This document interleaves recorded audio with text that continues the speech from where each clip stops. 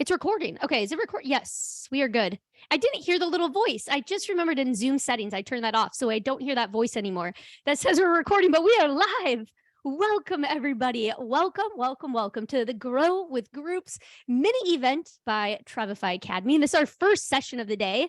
This is so exciting. I feel like this has been months in the making because, Tamika, we've been talking about this for a while now, I feel like. So I am excited. This is going to be a really great time.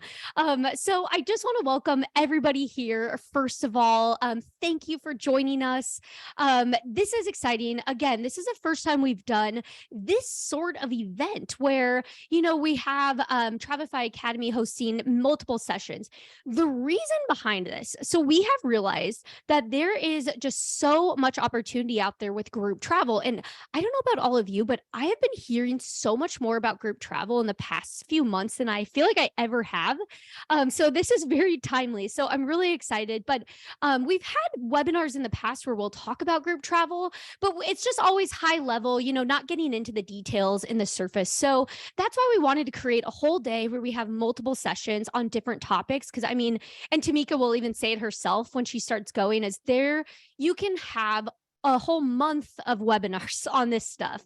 So hopefully this is really helpful and gives you different ways to start a group selling business or continue growing yours if you already have it, with tons of actionable tips, best practices, all that good stuff. So that's really the goal of today. That's the goal of all these sessions today. So all these topics, you can see, I know you registered for this session because you are here, but if you want to join us for the rest of the day, we're going to have more sessions just on different topics, like Jeff's going to speak on, what are the latest trends that, the industry has seen for group travel, and he's going to speak on those.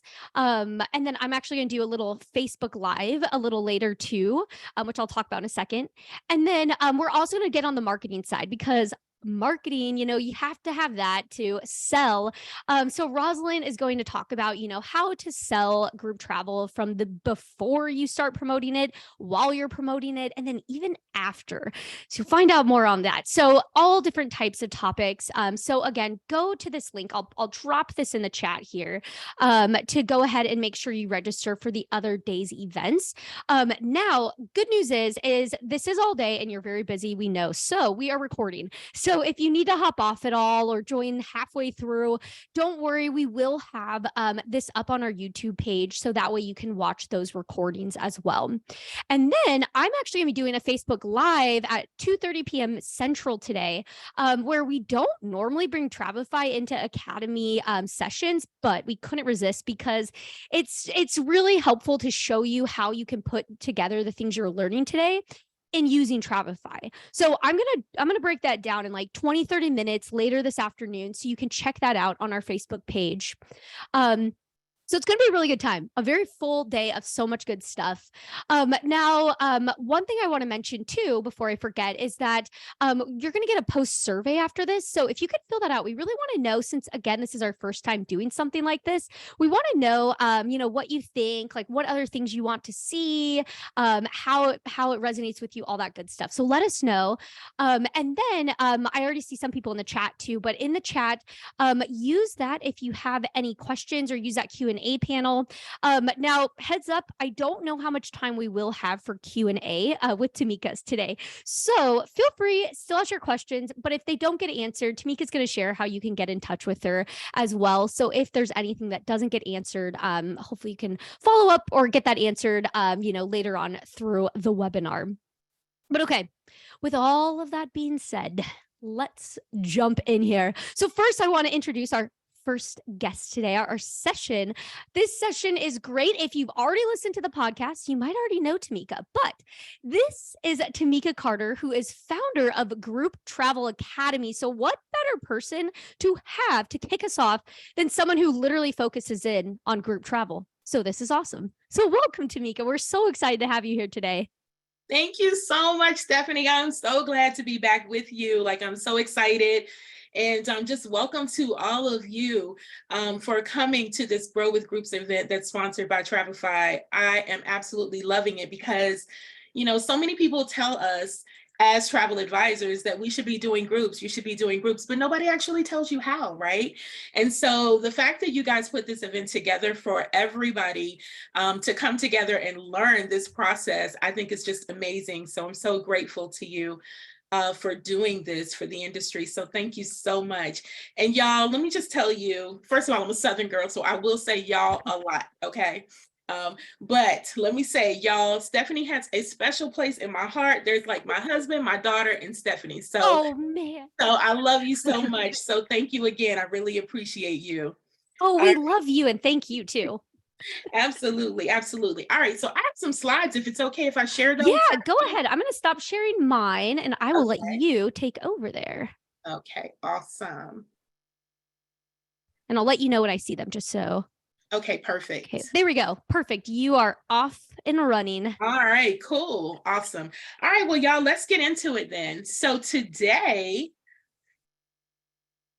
we're going to be covering why you should be booking group travel and how to book group travel.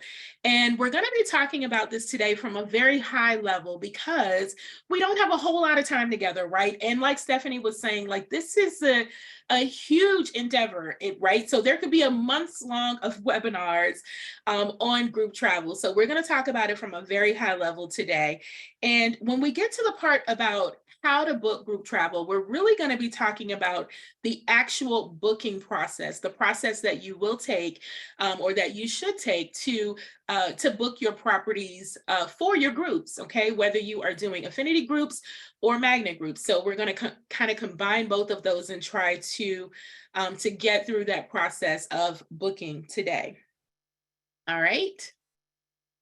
Now, let me just give you guys a little bit of a brief introduction. I'm not going to go into so much detail about who I am today. I want to refer you guys back to the amazing podcast episode that Stephanie and Travify did a couple of weeks ago, where I went into a lot more detail about how and why I got into group travel. And I also shared a lot of the struggles that I faced when I was new coming into the industry, trying to learn the travel industry and how that actually led me into group travel. So go back and check out that podcast episode in the Travify Lounge because it was absolutely excellent, right? So again, my name is Tamika C. Carter, and I am the group travel queen. I'm a business coach who is absolutely obsessed with helping people to start and grow their own travel businesses with groups. I'm a former recruiter and headhunter for some of Washington, D.C.'s top law firms and trade associations. So I was in human resources for almost 20 years before I quit my job to run my travel business full time, y'all. And I'm also, like Stephanie said, I'm the founder of the Group Travel Academy, where I'm the creator of the Group Travel Business Bootcamp, also a program called Mastering Group Travel to Major Events, the Magnetic Marketing and Tech Summit for Travel Entrepreneurs, and also a new program that we are rolling out very soon called Travel Brand Authority. But like you guys, I'm also a travel agency owner. So I started out with an agency called On The Go, which transitioned into a group travel agency, which was On The Go Group Travel. And I'll tell you a little bit about that in just a moment. But now I have a different group travel agency called Caribbean Mastermind Retreats. My content, you guys, has been, with regard to group travel, has been featured in Leisure Group Travel magazine. And you guys are going to hear from the publisher a little bit later today, which is an absolute treat. So make sure you tune in for that session. And also, I was featured in Groups Today magazine as I was selected as one of their top 10 most influential women in group travel, which was a huge honor. And I have to say, y'all, I was so excited because it made me a cover girl for the first time, right? So I was really excited about that. But I also have articles and works that have been featured online on Fox and Travel Stylo, CBS, NBC, as well as some other media outlets. And I apologize, my allergies are getting the best of me, so I have a little bit of a sniffle at the moment. But this screenshot here, y'all, is from one of my old websites. Actually, it was my very first website. So this was my old On The Go website when I first transitioned from doing individual travel bookings to groups. And you can see from this site, this was probably like 2006, 2007-ish. And you can see from this site where I highlighted some of the trips that I was doing. And while those trips were sustaining my business, I was making money by doing them. I was really, doing all kinds of groups at that time, whether it was a family reunion or a destination wedding, girlfriend getaways. And then I started doing, throwing in some other group trips called major events. And when I decided to focus exclusively on a particular niche, which for me was major events, that's when my business really started to grow and it really started to blow up. So I do believe that really clearly identifying a niche and target market for your business is one of the key ways to make your business a huge success. All right. So this is just a slide that shows kind of the evolution of what took me from confused wannabe travel agent / travel advisor to travel industry leader. So again, from on the go to me founding the International Group Travel Agents Association, when I decided that I really wanted to help other people learn how to grow their businesses with groups. Now, IGTA, which is what it was called, is now the Group Travel Academy. So we have rebranded into the Group Travel Academy. And again, I now have my agency, Caribbean Mastermind Retreats, which exclusively serves business coaches and life coaches like myself. All right, let's jump into the content, y'all, because I know this is what you're here for. Okay, so Travel Weekly says that group bookings represent multiples in revenue and overrides that are hard to match when booking singles or couples. And Skyscanner says the future is in serving a group of like-minded people, regardless of whether they are locals or tourists. And Room Blocker says that group hotel bookings represent a $137 billion market worldwide. That's billion with a B, okay? That's a lot of money. That is a lot of dough, right? But all this money is out here. All this money is out here in group travel. So why aren't we seizing this opportunity? Why, as travel advisors, are we not seizing this opportunity? Some of us are, but many more of us can be as well. And the reason we're not seizing the opportunity is because of this myth. And the myth is we tell ourselves that I must master individual bookings before I can add groups to my business, okay? But that is a myth, because what happens is we actually start off by booking 1s and 2s, 3s and 4s, smaller groups, anything under 5 people, right? And we end up spending so much time online and so much time with the booking process, right? We're on the computer all day dealing with what I call travel lookers and not travel bookers, right? People who are reaching out to you because they want you typically sometimes to find something cheaper than they were able to find online themselves. And we spend all this time booking these travel packages or researching and curating travel packages, right? And we make small amounts of money at a time, okay? And then we may stumble upon a few groups here or there, a few smaller groups. We may get some referrals for groups and things of that nature. And we're still doing our individual bookings, but we're so tired and we're so exhausted that we fall into this gap of what I call overwhelm and burnout. Okay. And we think that we're always thinking that I want to do more groups. I want to get into more group travel. This is where the money is at. I can spend less time, da, da, da, da, da. And we think of those things, but we're so burnt out and overwhelmed that we can't seem to find ourselves, position ourselves to where the group travel business is. But you can only get a little bit of what you need when you try to pour it through an upside down funnel. So what I was showing you before was an upside down funnel. It has a little spout at the top and it gets bigger as you go down, but you can only get a little bit of what you need when you're pouring something through an upside down funnel. So what I recommend is that you flip the funnel to close the gap. flip the funnel to close the gap, because the truth is you can add group travel to your business now, okay? And you can use groups to fuel, your individual travel bookings. Or you could do like I did and choose to book groups exclusively. That's totally up to you, whatever business model fits right for you. But the possibility is definitely there. So let's talk about why you should be booking group travel. And I created a worksheet for you guys. I hope you were able to download it. So you can start filling in your worksheet as we go along. All right, but why should you start booking group travel? The obvious reason, right? You can multiply your income. You can multiply your income with groups. And with group travel, y'all, you can build one amazing travel experience and you can sell it multiple times to multiple people, right? With that one travel experience. So no more time spending hours and hours in front of the computer, right?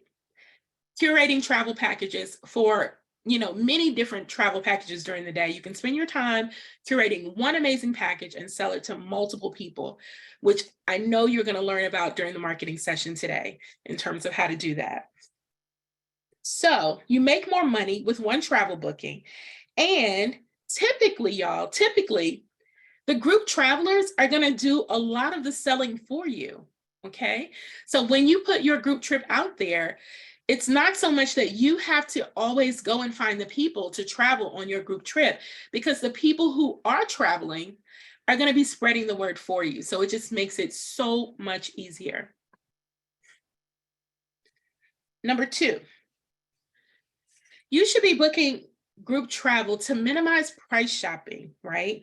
So with groups, like I said before, you won't need to spend hours and hours on the phone or online dealing with travel lookers and not travel bookers, okay? You don't have to try to put together these perfect packages for people who are just shopping around. When you plan group travel, particularly if you plan group travel for what I call magnet groups, which are speculative groups, those are groups where you are the group leader. Those people are attracted to you. You already have the travel package set, you have the itinerary set, you have the pricing set, and those people will come to you to book the trip that you have already curated for them. If you're working with affinity groups, those are groups that already have a group leader. Once again, the trip will be curated and planned by you and the group leader. So when the group travelers are ready to book their trip, they will know exactly what they're ready to experience. They will know the pricing, how much it costs, and all of that. So you don't have to spend as much time working in your business, and you can spend more time working on your business. Number 3, groups need you. They need you, right? So families and friends, they want to do more things together, especially since COVID, right? So we were locked away for like 3 years, y'all, and people want to get together. And they need you to do that for them. They need you to handle all of the logistics. Because typically, when it comes to group travel, they're not comfortable doing it themselves, which is a good thing for us. Number 4, everyone can afford it. Y'all, group travel fits into everyone's budget. It fits into everyone's budget because you can plan months or sometimes even a year or more in advance, okay? Offering different payment plan options that can fit everyone's budget. Number 5, it creates a pipeline for new clients. Okay, so when you flip the funnel, like when I was telling you before, when you flip the funnel, group travel can create a pipeline for new clients for you. Number 1, first of all, your travelers, again, they're going to invite new people to explore your brand, okay? So they're going to be introducing your brand to new people on your behalf and telling them, hey, come on, let's go on this trip, or we have this group trip planned. You have to come and experience this travel experience. It's going to be great. So this is a way for people to be introduced to your brand without you actually introducing it. to them. And the second thing is that everybody who goes on your group trip, they're going to be able to see just how amazing your group travel planning skills are and your travel planning skills are in general, which means that they're more likely to reach out to you to plan their individual travel experiences as well, creating a pipeline for new clients for you. Number 6, y'all, there is almost, and I say almost, but there is almost no internet competition when it comes to group travel. Now, one of the major challenges that we're facing right now in our industry as travel advisors is competing with the internet, right? And people actually booking their travel on their own. So this is one segment of the industry that does not have the internet as a major competitor. Okay, so now there are a few sites out there that will allow you to book 9 or 10 rooms, at the most. But like I was saying earlier, with one of the earlier reasons, most travelers aren't comfortable booking groups themselves. So they're still going to reach out to you for support in terms of curating the perfect travel packages for their groups. Okay, and just keep in mind, like I said, group travel is one of the last segments of the industry that does not have the internet as a major competitor. Number 7, suppliers need you. They need you, right? They're offering some amazing incentives for travel advisors who are bringing groups to their properties. I mean, I have seen things recently like free functions. So for example, typically where you might have to pay $100 a plate, right, for a plated meal. I've seen properties offering free functions where you could have like plated dinner parties and things of that nature with servers and everything complimentary, just because they want you to bring their group to the property, right? Even with destination weddings, at some all-inclusive properties, I have seen them offer complimentary receptions where they would actually close down they would open up one of the restaurants that's usually closed for lunch but open for dinner. They might open that restaurant for lunch, like just for the guests of that destination wedding, to have a private reception for them, complimentary. Okay, so they are really offering some amazing incentives, including site inspections and fam trip opportunities. So those are available as well, because they want you to experience the property so that you can fall in love with it and bring your group there too. So again, suppliers need you to bring untapped group travel sales to the surface. According to lodging analyst C. Patrick Scholes, he said, for a typical Marriott, Starwood, Hilton, or Hyatt, group business represents just 30 to 40% of overall revenue. And he says this segment of the lodging market is still lagging. 30 to 40%, that's it. They want way more group business than that, and they're willing to do what it takes to get you to bring your groups to their properties. So how do you go about doing this, right? How do you go about booking group travel? Well, there are a couple of things that I want to share with you before you leap, okay? So before you actually start booking group travel, I think it's really important for you to have a clearly defined niche and target market, okay? So like I was sharing with you before when I first started in the industry, you can accept any type of group, right, that you can get. You can do family reunions, destination weddings, girlfriend trips, bachelor parties. You can do it all, right? But your business will have more success when you have a clearly defined niche and target market, okay? And your niche and target market and your trips, your group trips, should be a reflection of your niche and target market, okay? So don't just randomly throw out some group trip that you wanted to put together, because it will confuse your niche and it'll confuse your target market, and it'll confuse your brand. So it really needs to fit within your branding, which should reflect your niche and target market, okay? You need to be the expert for your people, and that's the only way to do that. All right, I jumped ahead a little bit, but number 2 is streamline your booking and payment process, right? And the way you disseminate your information, which I think is going to be great information to hear when you come to Stephanie's session this afternoon, because Travefy has some really great resources to help you with this. But the way you disseminate your information, your trip information, and how you make your booking process accessible and your payment process, y'all, it's so important to make that as easy as possible for your travelers and easy for you, right? If your process is complicated, they're not going to book. I remember way back in the day when I was doing local group trips for local people, and I would actually get in my car and drive around and collect deposits. There's no need to do that anymore. There are so many tools and resources out there where you should be able to not only share information about your group travel experiences, but you should be able to accept registrations and collect payments at 3 o'clock in the afternoon and 3 o'clock in the morning, 7 days a week. Again, giving you more time to focus to work on your business instead of working in your business. Okay. And number 3, find your right fit partners. This is so important. It kind of goes back to what I was saying about defining your niche and target market, right? So your partners also need to reflect your brand. And you need to have the right partners to exceed your clients' expectations, okay? So for example, with cruising, right? Consider the cruise line that's right for your target market. It's the same thing for groups as if you were booking individual travelers.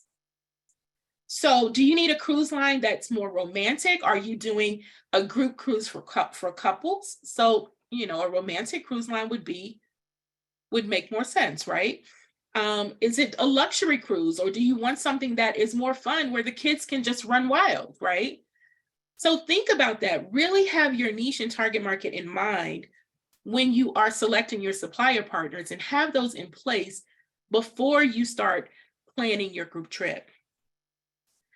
Some other examples are, with regard to seniors or people with disabilities, you may want to select properties that don't necessarily have a lot of stairs. It's not going to make sense to have your group go to a property that does not have elevators that gets to their rooms, right? So think about those things. If you're doing a wellness group, make sure there's a nice spa on site. Make sure that it's a quiet place where it's really serene, right? And people can really relax and get in tune with themselves. Not a place where the music is thumping all the time and the party is jumping and everybody's turned up. Now, on the other hand, if you're doing a bachelor party, you don't want a place that's really quiet and dry. You want to have a place where they can go and turn up. So really, really think about that as you are planning your group trip, or before you start planning your group trip. Excuse me. All right, so how do you know what your group's expectations are, right? How do you know what you need to have in place for your group trip? Well, again, if you're dealing with affinity groups, then the group already has a group leader. But if you're dealing with magnet groups, if you're coordinating the group trip, then you're the group leader. So what do? You ask. If you're dealing with an affinity group leader, you need to ask what their expectations are to make sure that you can meet and exceed them. And if you're the group leader, you need to know what the outcome is that you want to gain from your group trip. Okay, so only you know that. You need to know what experience you want your travelers to have. That's really important. And so when you ask these kinds of questions, for example, for a destination wedding per se, you want to know if the wedding ceremony, if they want to have it on site at the property, or is there a venue off site that they want to use, right? For a family reunion, you need to think about things like facilities for if they're going to have some sort of family banquet, Okay, so that's important. How do they want to have their meals? Do they want to have a traditional cookout style event? Okay, are they going to have a formal program of some sort? So think about those kinds of things. Do they want games and tournaments kind of going on with the family while they're there? You're going to need to choose a property that can accommodate those kinds of things. If you're doing a golfing trip, for example, do they need a golf course on site, or is the destination that they're traveling to home to some sort of special famous golf course that everybody goes to from around the world, and that's the only place that they want to stay? So you can think about those things and make sure that you ask those kinds of questions so that you know exactly how to meet and exceed your group's expectations or your group leader's expectations. You also want to ask about things like their flexibility with regard to the dates that they travel or the dates that they can travel. How flexible are they? Or is it for someone's birthday and they have to get, they have to have the birthday celebration during that week? That's it. Or I remember, for example, when I was getting married, I was married in Jamaica, planned my own destination wedding, as a matter of fact. And I was married late in July in 2007, but one of the big things that was happening that year was 777. I don't know if you guys remember that, but like everybody wanted to get married on 777. And so, so if it's something like that, and that's what they have to do, because that's really, really, really what they want, then those are things that need to be considered in order to exceed their expectations. And also think about day pattern too, and ask them about the day pattern. So is it important for them to be able to include the weekend in their group stay? Maybe they don't, maybe the group is a working class group, right? And they don't have a lot of time that they can take off work. So maybe you need to do like a Wednesday to Sunday date pattern or Saturday to Wednesday date pattern. Or maybe not. Maybe they're seniors and they're all retirees, and maybe they can do a Monday to Friday. Or better yet, maybe they can do a Sunday to Sunday and make it a full 7 days, right? So, so think about those things, and those are things that you want to ask to make sure that you are meeting and exceeding your group leader's expectations. Partnership, y'all, this is so important. So I want you guys to remember that supplier partners, they are true, your relationships with them are true partnerships. It's about give and take, okay? Because they want you to be successful too. So don't be afraid to ask for what you want, but remember, it's about give and take. So ask for what you want, but be reasonable. Be reasonable, okay? So, and they will try to accommodate you. And if they can't, they will let you know. But trust me, your supplier partners want you to be successful because they can't exist without you and you can't exist without them. So it is a true partnership. So work together to make your group trips a success, because that's what everybody wants in the long run, okay? Now, how do we actually start the booking process? Okay, now I believe that the easiest way to start the booking process is to do a pre-call. Okay, and I know that with regard to, this is not something that you're used to with regard to individual travel bookings, right? So, but keep in mind that you're not going to be considering, a ton of different resorts or cruise lines. You've already narrowed down pretty much, the properties that you're going to consider, or the location that you want your group to be in and that sort of thing. So it's not like a ton of calls that you're going to be making. But I do recommend the pre-call, at least one pre-call to one of the properties that you're considering. And let me tell you why, because, well, let me give you an example first. That's not a travel industry example. So I like to go to concerts, right? I like to go to concerts. And typically, here in the US, we contact Ticketmaster to buy our concert tickets, right? And when we go online to Ticketmaster, their algorithm picks the best available seats, right? But I know where I like to sit when I go to a concert. I don't like to be on the floor, right? I don't like people necessarily sitting directly in front of me. I prefer to be like a little bit higher up, but just kind of at the edge of the stage, like in the first section, right to the left or the right of the stage. And I know that about me. But when I go online to Ticketmaster and I'm trying to purchase my tickets, Ticketmaster is going to give me what they think, what their system thinks is the best available option that I would love. And if it's a floor seat, that's what they're going to offer me because they think that's the best, but that's not what I want.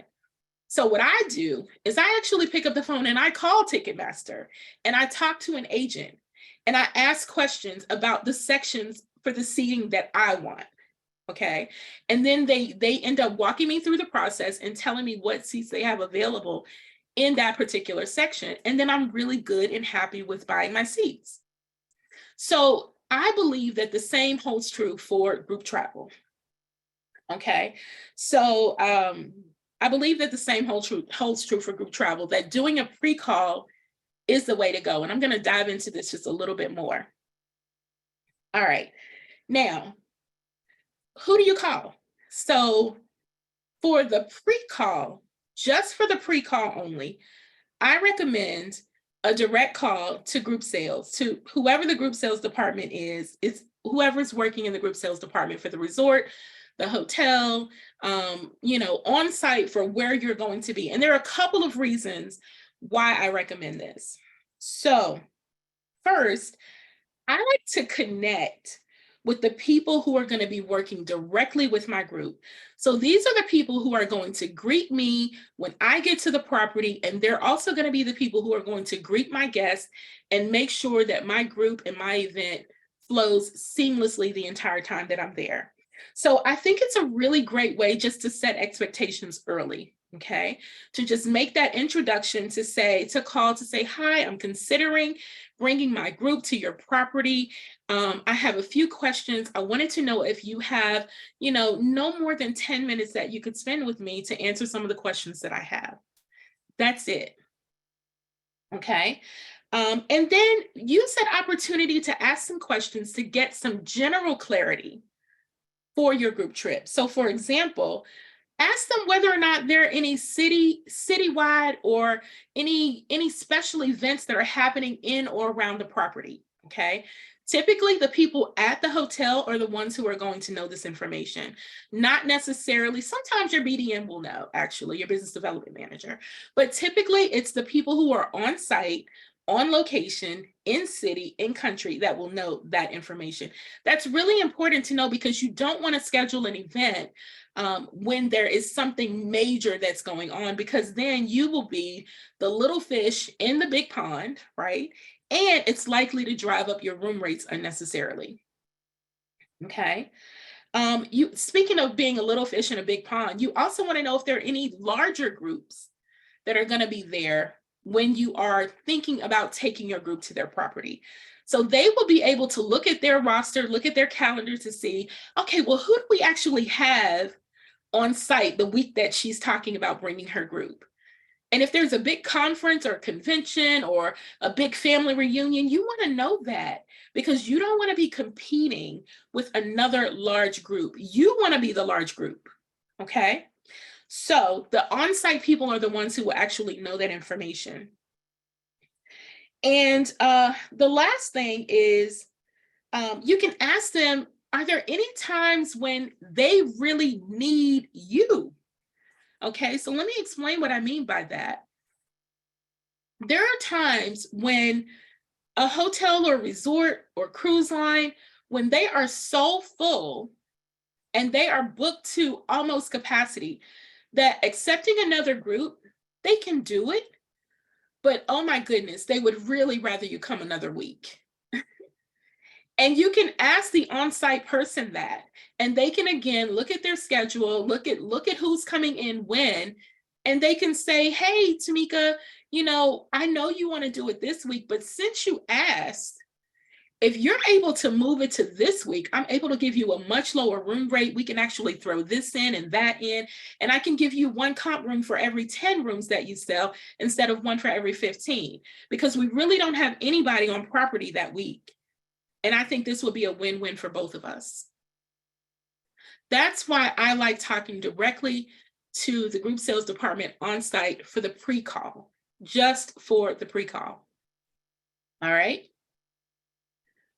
Now, let's talk about the request for proposal, because now you've done your pre-call to at least one of the properties, right? If not a few properties that you're considering. But we can go ahead and send out a request for proposal to get the details that we need for our group trip, okay? To get actual proposals that we can really consider. So the request for proposal is one of the most important aspects of the group booking process, okay? And it is a document that you send out to request quotes from your supplier partners. And it contains all of the details for your groups. Everything that your group needs will be in this request for proposal. Now, when you submit a winning RFP, you will have suppliers competing for your business, literally competing for your business. So when it comes to submitting your RFP, I recommend that you consider your relationships. So maybe not directly submitting it to the hotel or the resort. If you have a relationship with a tour operator that you normally work with, consider submitting it to the tour operator, okay? Because that's who you have the relationship with, and they will work hard for you. So I think that that's one recommendation that I have. Another suggestion actually for submitting it directly to the tour operator is not only based on relationship, but tour operators a lot of times will have specials and deals and discounts and special promotions and things of that nature that they can share with you. For example, there's one tour operator that I really like to work with that for some of my groups, they're able to offer me a flat fee $500 deposit to hold all of the rooms for the group, which is a significant savings when it comes to actually holding the rooms that I need for the group. So consider your tour operators, okay? And definitely, if you're doing foreign trips, tour operators are the way to go because they are able to package everything together for you, especially if you're going to a country where you don't speak that language natively, okay, or naturally. So, so consider using a tour operator. But you can also reach out to the hotel or the resort or the cruise line. You can reach out directly to the supplier. Okay, so there are times when you would reach out to your business development manager. If that's who you have the relationship with, submit the RFP to them. Okay, and in fact, reach out to your BDM to find out what process they want you to take to submit your RFP. They may actually tell you to send it directly to certain properties, or they may ask you to send it to them and let them disseminate it for you. But work your relationships. They want to help you.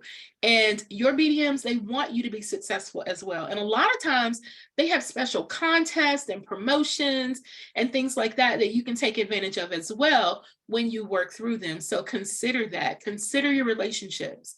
Now, if you don't have relationships, of course, you can always feel free to reach out to the group sales department for the hotel or the resort or the cruise line that you're working with, if you don't have those relationships in place.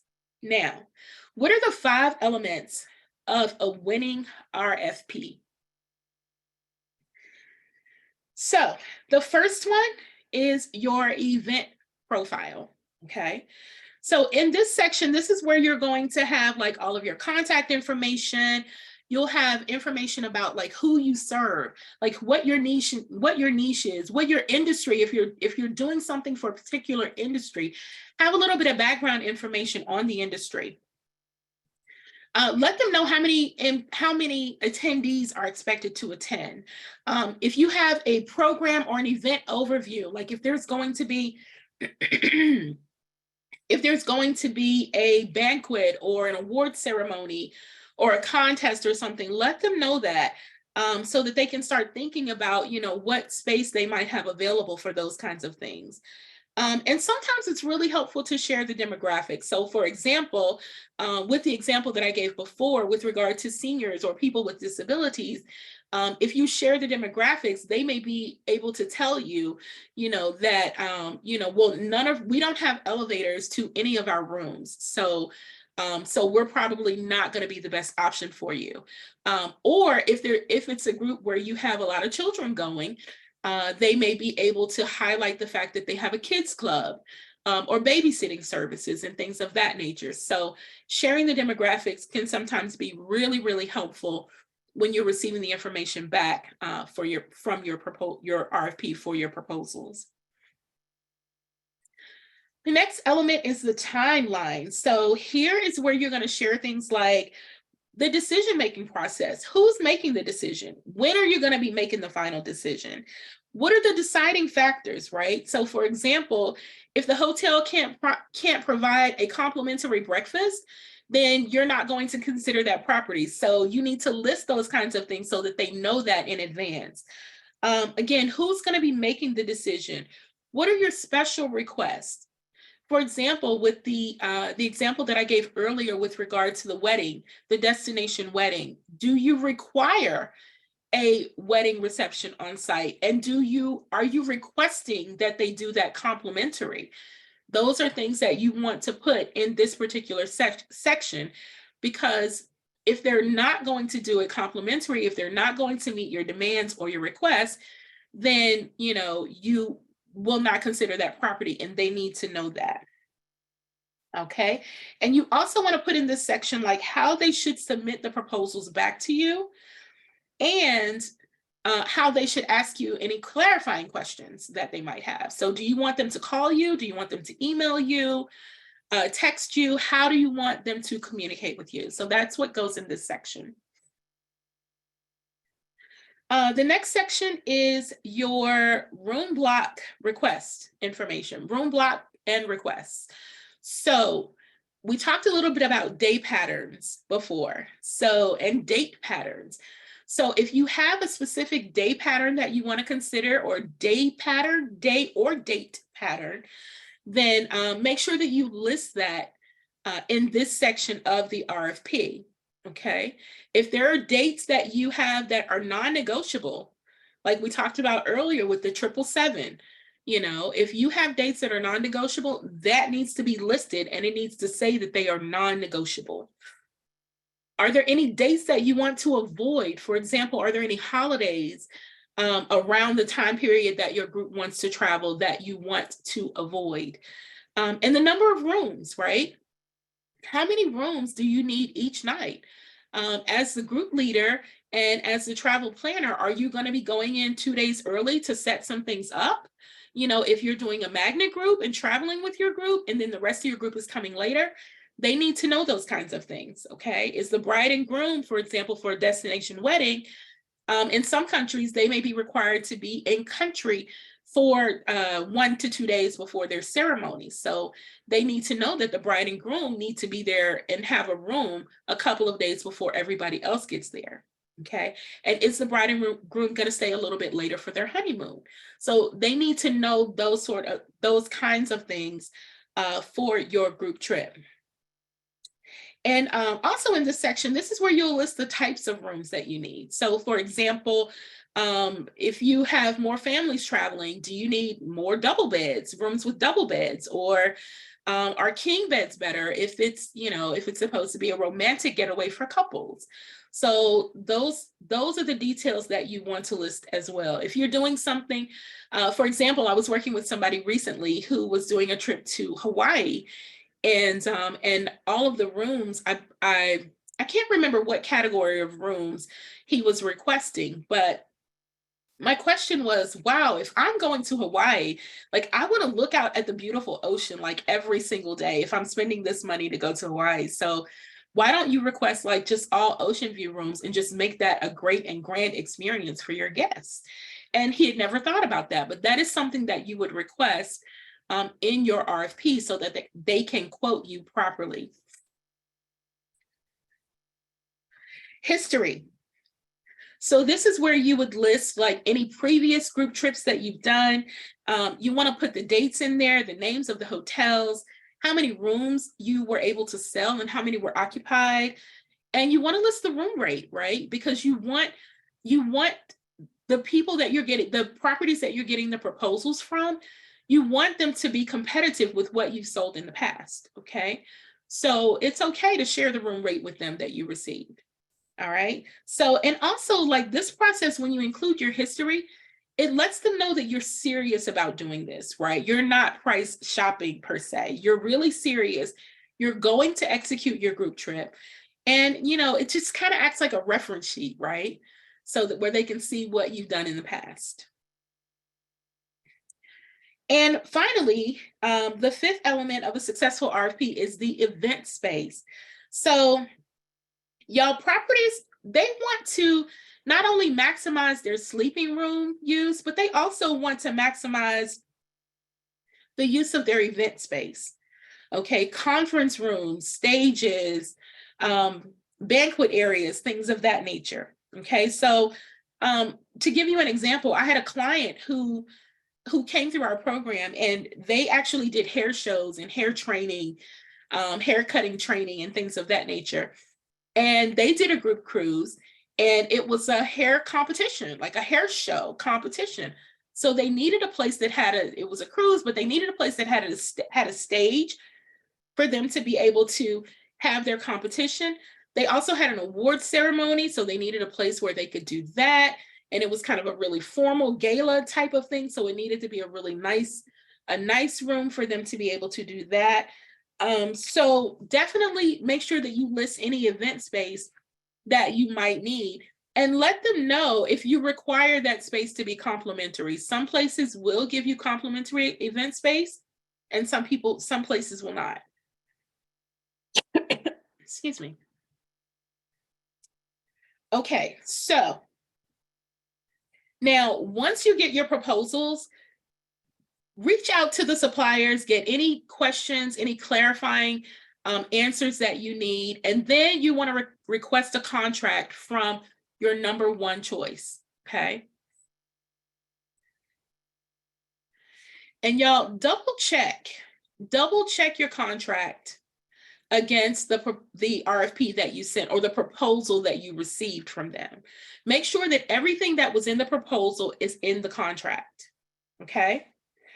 So make sure you do that. Oh, and one thing I did want to add is, though, even though you're requesting a contract from your number one choice, don't necessarily let your other properties, the other couple of properties that you're considering, go until you have fully executed and signed the contract for the property that you're going to choose, okay? Because you never know, you may not be able to work something out with the property that you really want, and you may have to go with one of the other supplier partners that you were considering.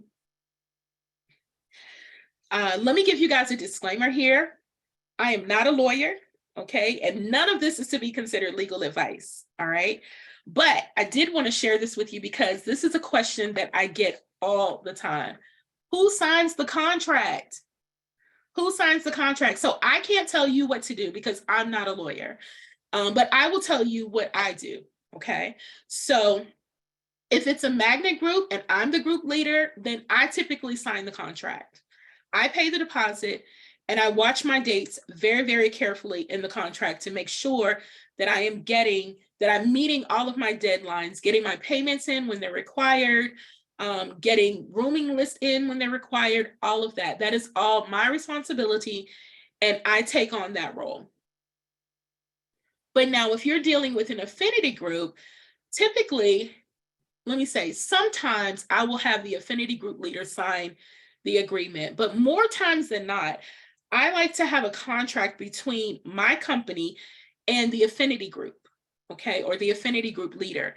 And then I will in turn sign the contract on behalf of my company, but I watch everything with a super strict eye.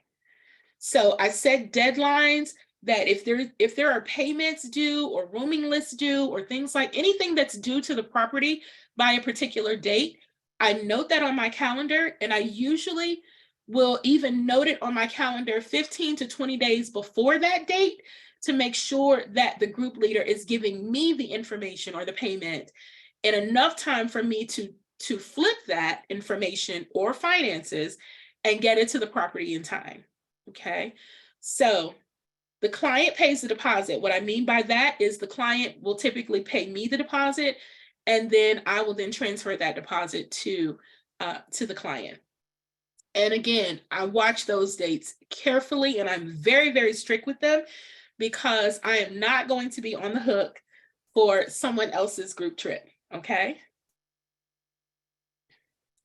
Now, in closing, I have a few tips and tricks for you guys that I wanted to share that I think will be really helpful. Number one, compare the details that you receive in your proposals side by side.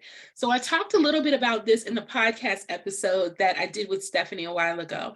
It's really important that you are comparing apples to apples and oranges to oranges, right? Don't compare apples to oranges, okay? So create a spreadsheet. Just use a simple spreadsheet to help you with this, where you just kind of list like everything that you're considering, the room rate, whether there's parking included, is there free breakfast, or how much is breakfast? You know, those, just list everything that you're considering. What are the taxes? Are there bellman fees that I'm required to pay? What are those fees? You know, are there decorating fees? Are they going to charge me for bringing a decorator on site if I'm having a big birthday celebration or something like that? So have those things listed on a spreadsheet, and then compare when you get the proposals. Put that information onto the spreadsheet so that you're comparing everything side by side. And if you're missing information, reach out to the property so that your spreadsheet is complete, because you really can't compare it if you don't have all of the details, okay? One example that I want to share, I shared this in the podcast episode as well, but for example, this is important because if you get a room rate that's, say, $269 a night, right? And versus a room rate that's $279 a night, but the room rate that's $10 more includes breakfast for every day for the entire time that you're there, then guess what? It's probably worth it to pay that $10 more per night, right? So when you compare things side by side, you're able to see those things instead of just looking at your contracts vaguely and seeing that the rate is $10 more and thinking, okay, well, I'm just going to go with the one that's lower priced, right? So keep those kinds of things in mind. Remember, y'all, everything is negotiable. Everything is negotiable. All they can tell you is no or yes, right? All they can tell you is no or yes. So ask for what you want. Everything is negotiable. Don't be afraid to tell one property what another property has offered you. You don't have to tell you, well, you can tell them what the property is, but don't be afraid to do that, right? Because they want your business. They want your business, and they want you to be successful as well. Never offer affinity group leaders more than 3 options. Ideally, I'm going to say 2. I'm bringing it down to 2. Because when you give anybody more than 2 choices, it's going to take them forever to make a decision, okay? So never offer more than 3 options, but ideally 2. Don't feel obligated to include airfare. Don't feel obligated to include airfare, because group air, y'all, it's not difficult to book. It's not difficult at all to book when everybody's flying from the same city. But people have seat preferences. People have class preferences. Some people only fly first class. Some people only fly business class. Some people are really tall and need extra leg room, right? Some people will never sit in a middle seat. Some people never want to sit in an aisle seat because they don't want people bumping their arm every time. You know, and with group air, typically what happens is the airline will just give you a block of seats for your group. And they don't actually assign the seats until the group gets to the airport. That is typically how it works, okay? And then there are also people who have like preferences of flight times, right? They prefer not to fly at night. Some people will not fly at night. I have had that experience. Okay. Some people will not fly on a red-eye flight at all. So people have some people have points that they want to use, credit card points that they've earned. And they want to use those things as well. So don't feel obligated to offer airfare. And last, never make quad rooms available. Even if the hotel or the resort or the cruise line will accept quads, unless the group is traveling with children that are going to be in the room, never make quad rooms available. Why? Because that's 2 rooms you could sell. You've gone from 1 room to now 2 rooms where you're earning more money, right? And you're meeting your room block commitment with ease, okay? So never offer quad rooms. All right, so that is the end of my presentation. I'm so proud of me for staying on time. Yay, me. So thank you so much, Stephanie, and thank you, Travify, for having me for this event. It was an amazing time. I had a blast. Y'all, these are all the places where you can visit me without calling first, okay? So definitely our Facebook group is probably where I'm the most visible, and my YouTube channel. But our Facebook group is Group Travel Planners United. So you can hop in there and interact with other group travel planners who are also planning group trips. And you guys, if you want to dive a little bit deeper, tonight at 7 p.m. Eastern, I'm doing a free Group Travel Academy masterclass. So it's going to be some really great content, different from the content that I shared today. And you can register for that at grouptravelacademy.com/grow-with-groups. I would love to see you tonight. Yes, that's so awesome. I'm pulling up the website so I can drop it in Oh, chat. thank you. Yeah, because there's been a lot of people. This is incredible. I don't even sell travel, and now I'm like, I want to do groups. I'm inspired. This is awesome. This has been really cool. I know that there were so many questions too. So just join Tamika tonight or reach out to her and hopefully get those questions, answered there, and she can help out. But thank you so much. This, like, so many people. So something said this is super inspiring, helpful, really amazing. Also, I do want to plug again, we've been talking about it, but the podcast, because I know especially for those who are really new to groups, this was amazing, but that podcast even shares more. So it's a great place just to go listen to. So definitely check that out. I threw that in the chat as well, but amazing stuff. Thank you so much again for sharing so much with you, or with all of us. There's so much. I mean, again, when talking with you before, we were like, this could be like an ongoing session every single day because there's so much to talk about. But you covered a really good amount of stuff and with a ton of great insight. So thank you. You are so welcome. Thank you. It was a blast. Yes, awesome.